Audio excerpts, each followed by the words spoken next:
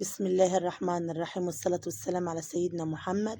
حبايبي واخواتي واصحابي اللي على طول مشرفيني، بشكركم جدا جدا جدا على كل كلامكم الحلو اللي كله ذوق واحترام.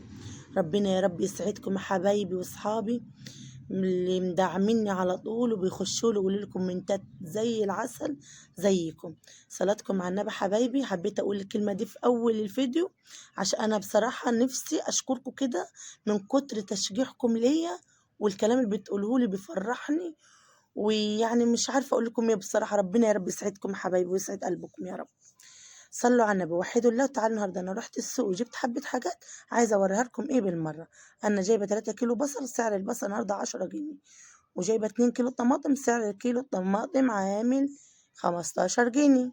وجايبه 2 كيلو بطاطا عاملين 10 جنيه. صلاتكم على النبي حبايبي. والنهارده الخضره الحمد لله يا رب الحاجه ابتدت برضو ترتاح ورخصت. اللي انتوا شايفينهم دول عاملين 10 جنيه خضره محشي.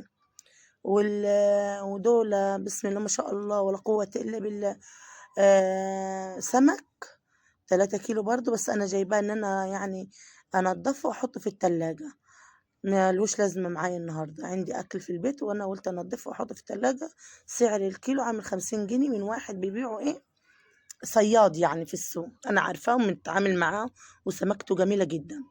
اما الطباعة اللي قدامكم دي، وجبت بطاطس برضو، البطاطس عاملة 18 جنيه النهاردة 2 كيلو وبس، ما جبتش حاجة من السوق تاني يعني.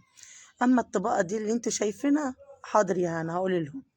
الطبقة دي جايباها هنا بنتي من السوق، عجباها فماما وريها لهم قلت لها حاضر. الطبقة دي حلوة وجميلة جدا وتخلي العيل يعني شكلها بيفرح العيل كده، فاكهة في حاجات حلوة كده بياكلوها فيها يعني.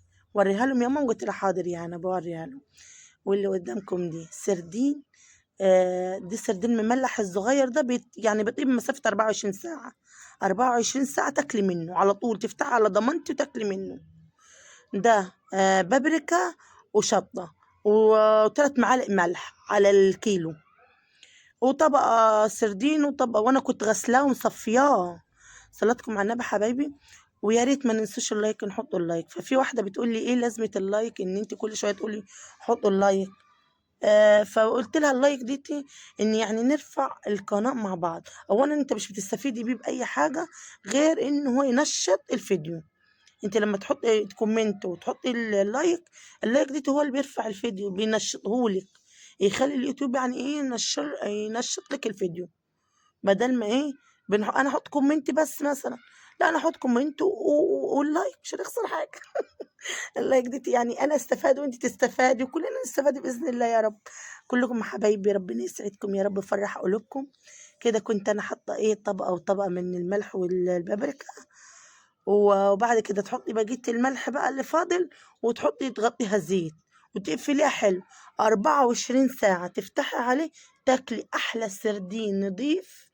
والله العظيم تحفه تحفه يعني بصراحه انا بنحبه احنا وعيالي. وكده انا خلصت الفيديو حبايبي، في رعايه الله وحفظه، مع الف